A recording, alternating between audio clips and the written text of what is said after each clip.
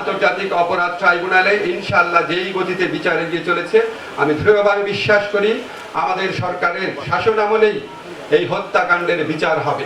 জুলাইয়ের সময় আপনারা যে ঐক্যবদ্ধভাবে থেকে এই মহাপরাক্রমশালী ফ্যাসিস্ট শক্তিকে পরাজিত করেছিলেন, অবশ্যই আপনারা ঐক্যবদ্ধ থাকলে চাঁদাবাজদের প্রতিরোধ করতে পারবেন।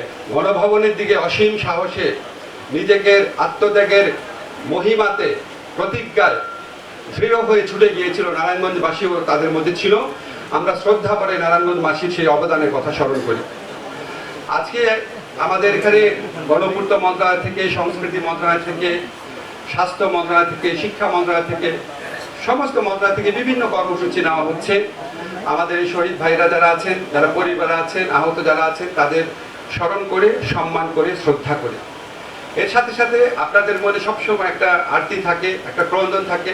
এত বড় গণহত্যা হলো, এত বড় মানবতা বিরোধী অপরাধ হলো, এমনভাবে আমাদের লোকদেরকে হত্যা করা হলো, এমনভাবে আমাদের ভাইদের চোখ নিয়ে নেওয়া হলো, অঙ্গহানি করা হলো, জঘন্য বিভৎস নির্মম হত্যাকাণ্ডের বিচার কোথায়? আমি আপনাদেরকে দৃঢ় কণ্ঠে জানাতে চাই, বিচার পূর্ণ গতিতে এগিয়ে চলেছে। কোনো রকম ওইখানে কোনো গাফলতি থাকবে না।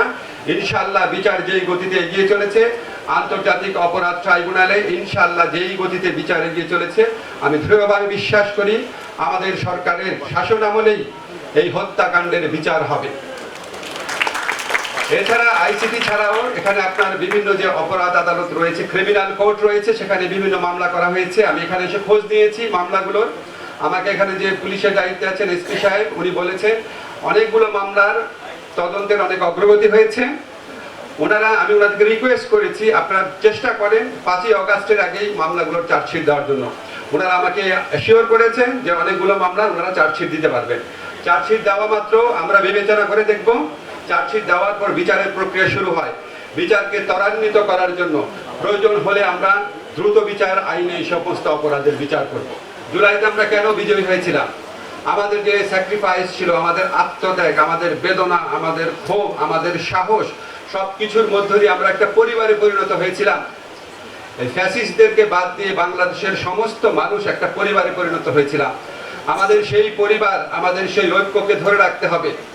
এবং এই ঐক্যকে ধরে রাখলে আজকে আমাদের গৃহমন্ত্রী বলেছেন, আদিল ভাই বলেছেন যে আমরা কি বাংলাদেশ গড়তে চাই, বৈষম্যহীন, শোষণহীন নতুন একটা বাংলাদেশ গড়তে চাই, যেখানে প্রকৃত গণতন্ত্র থাকবে, যেখানে কোনো শাসক এসে অপশাসকে পরিণত হবে না, যেখানে প্রকৃত গণতন্ত্র থাকবে। আমাদের এই ঐক্য ধরে রাখতে পারলে অবশ্যই আমরা সেই কাঙ্ক্ষিত লক্ষ্যে পৌঁছাতে পারবো। একটা ছোট্ট অনুরোধ করে শেষ করি। আপনারা জানেন স্থানীয়ভাবে নানান ধরনের আইন শৃঙ্খলা লঙ্ঘনকারী বিশৃঙ্খলার ঘটনা ঘটছে, ভয়াবহ হত্যাকাণ্ড ঘটছে, চাঁদাবাজির ঘটনা ঘটছে। জুলাইয়ের সময় আপনারা যে ঐক্যবদ্ধভাবে থেকে এই মহাপরাক্রমশালী ফ্যাসিস্ট শক্তিকে পরাজিত করেছিলেন, অবশ্যই আপনারা ঐক্যবদ্ধ থাকলে চাঁদাবাজদের প্রতিরোধ করতে পারবেন। আমাদের সরকারের দায়িত্ব থাকবে। পাশাপাশি আপনারা স্থানীয় যারা চাঁদাবাজ আছে, লুটেরা আছে, তাদের বিরুদ্ধে রুখে দাঁড়াবে। ইনশাআল্লাহ প্রশাসন আপনাদেরকে সহযোগিতা করবে।